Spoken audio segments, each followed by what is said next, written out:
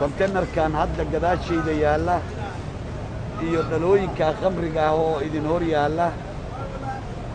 waxay ku soo galeen dekada sida soo socota halka container sida ku qoran warqadda bill of lading waxaa ku qoran 664 kartoon markii la baaray oo la furay sidii caadadu aheeday oo booliiska iyo kastabku markii hore ay fureen waxaa laga dhaxelay 500 oo kartoon oo ah khamriga hadda hortiina yaal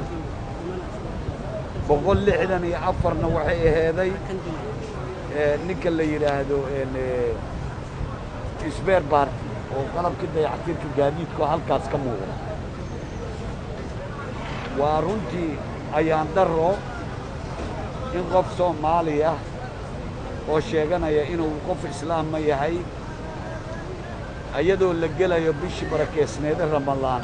sideeda dhanna Soomaaliya oo khamrigu mamnuuc uga ahaa in sidaas la sameeyo waxaan rabaa inaan la wadaago oo aan bulshada u gudbiyo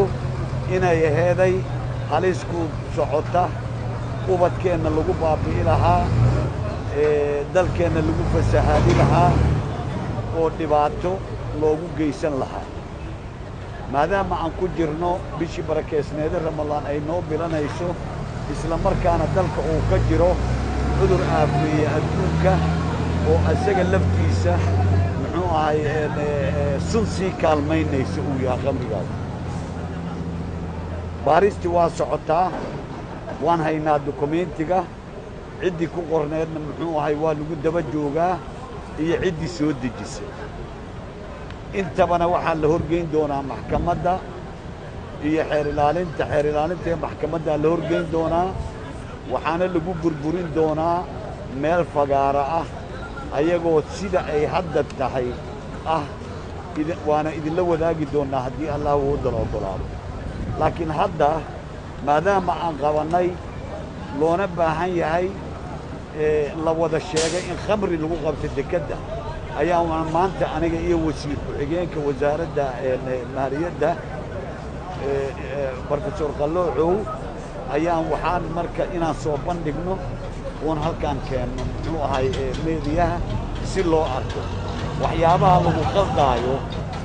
laakiin nasiib wanaag way ammaanan yihiin ciidankii booliiska ee kontaroolkaas muxuu ahay ku soo saaray iyo wasaaradda maaliyadda howlwadeenadooda dekada jooga waxaan leeyahay ninka ku soo dhiiraday inuu khamri ka soo dejiyo asigoo og in dhowr jeeroo hore muxuu ahay la burburiyey ee hantidiisa ku soo geliyey inuu ummadda ku baabi'iyo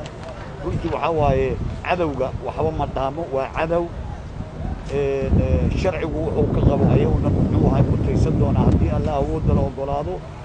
galdacwadeedkina waa furan yahay baaristina waa socotaa natiijadana haddii Allah idmo sida ugu dhow